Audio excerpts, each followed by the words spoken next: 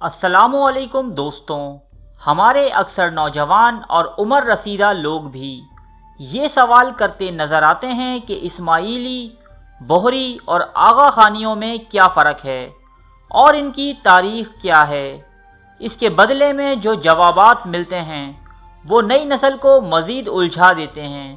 تو آج ہماری پوری کوشش ہوگی کہ ان کمیونٹیز کے حوالے سے آپ کے تمام کانسیپٹ کلیئر کر دیے جائیں۔ اسماعیلی، بوہری اور آغا خانی تینوں کی اصل ایک ہے، جو شروع ہوتی ہے امام جعفر صادق رحمۃ اللہ علیہ سے۔ امام جعفر صادق عالم اسلام کی ایک نہایت ہی معتبر شخصیت گزرے ہیں۔ سنیوں کے امام ابو حنیفہ رحمۃ اللہ علیہ بھی آپ ہی کے شاگرد تھے۔ امام جعفر صادق کے کئی بیٹے تھے، جن میں سب سے بڑے حضرت اسماعیل تھے۔ امام صادق کے زمانے میں ہی کچھ لوگوں نے تصور کرنا شروع کر دیا تھا کہ امام جعفر صادق کے بعد اسماعیل ہی امام ہوں گے، لیکن حضرت اسماعیل کی وفات امام جعفر صادق کی زندگی میں ہی ہو گئی۔ امام جعفر صادق بعض لوگوں کے اس عقیدے کو جانتے تھے کہ اسماعیل ہی کو وہ امام سمجھتے ہیں۔ امام جعفر صادق نے اسماعیل کی وفات کے بعد ان کا جنازہ لوگوں کو دکھایا اور لوگوں کی معیت میں ہی ان کی تجہیز و تکفین کی گئی۔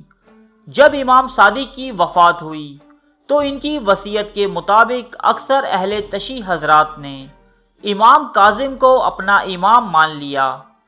آج ہم انہیں اثنا عشری کے نام سے جانتے ہیں، لیکن ایک جماعت نے کہا کہ اسماعیل بڑے بیٹے تھے، اب وہ نہیں تو ان کی اولاد میں امامت رہنی چاہیے، اور یہ لوگ اسماعیلی کہلائے۔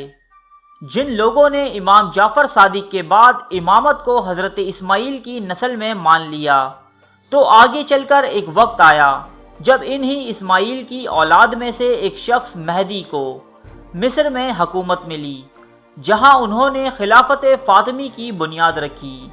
یہ خلفاء بہت شان و شوکت سے وہاں حکمرانی کرتے رہے۔ قاہرہ شہر اور جامعۃ الازہر کی بنیاد انہی اسماعیلی خلفاء نے رکھی تھی، یہاں تک کہ 1094 عیسوی میں فاطمی خلفاء کے درمیان ایک نسل میں ان کے ہاں خلافت پر جھگڑا ہوا۔ مستعلی اور نزار دو بھائی تھے۔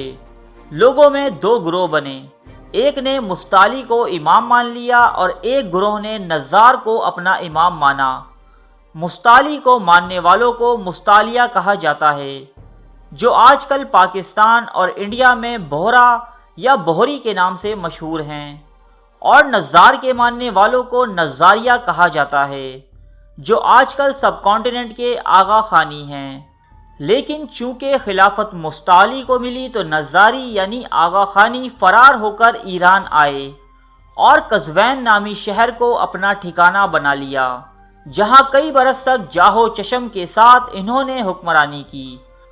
حسن بن صباح کے دور میں ان کو عروج حاصل ہوا، جس کی فدائین کی تحریک بہت کامیاب ہوئی اور پوری سرزمین ایران میں اپنی دہشت بٹھا دی۔ بعد میں ان کے امام حسن علی زکریا آئے، جنہوں نے ظاہری شریعت ختم کر دی اور صرف باطنی شریعت برقرار رکھی۔ یہی وجہ ہے کہ آغا خانیوں کو فرقہ باطنیہ بھی کہا جاتا ہے۔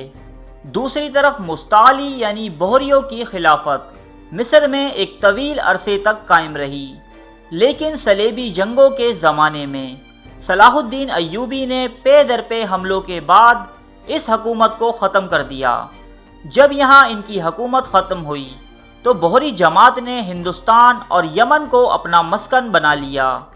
بعد ازاں ان میں بھی مزید فرقے ہوئے، لیکن انڈو پاک میں زیادہ تر داؤدی بوہری کمیونٹی پائی جاتی ہے۔ یہ کمیونٹی زیادہ تر کاروباری افراد پر مشتمل ہے اور پاکستانی معیشت میں اہم کردار ادا کر رہی ہے۔ انہیں ان کے مخصوص لباس سے بآسانی پہچانا جا سکتا ہے۔ اب واپس آتے ہیں آغا خانیوں کی طرف۔ آغا خانی ایک طویل عرصے تک ایران میں مقیم رہے۔ ان کے امام کو آغا خان کا لقب بھی ایران کے قاجاری حکمران نے دیا تھا۔ شاہ ایران نے آغا خان کو کرمان کے قریب محلات نامی جگہ پر ایک وسیع جاگیر بھی عطا کر رکھی تھی، لیکن انگریزوں کے دور حکومت میں آغا خان اول نے ایرانی قاجاری سلطنت کے خلاف بغاوت کر دی۔ جب ان کو شکست ہوئی تو یہ ہندوستان میں پہلے سندھ اور پھر ممبئی میں شفٹ ہو گئے۔ انگریزوں نے ان کو سر کا خطاب دیا اور بہت عزت و تکریم کی۔ قیام پاکستان کی تحریک میں آغا خانی کمیونٹی کی خدمات قابل ذکر ہیں۔ آغا خان سویم 1906 عیسوی سے 1912 عیسوی تک مسلم لیگ کے صدر رہے۔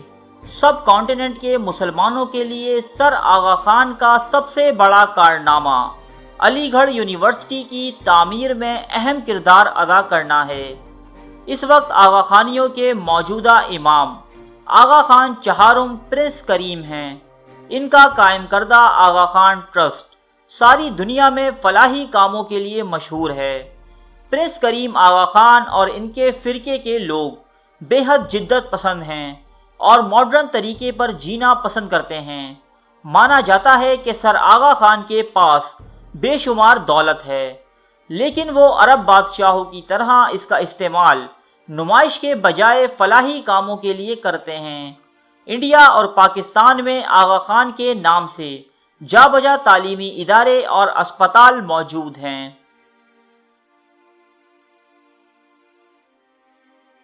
ارے فرینڈز، ایک منٹ، آپ ایسے ہی جا رہے ہیں؟ اتنی محنت سے ویڈیو بنائی ہے، ایک لائک تو بنتا ہے نا؟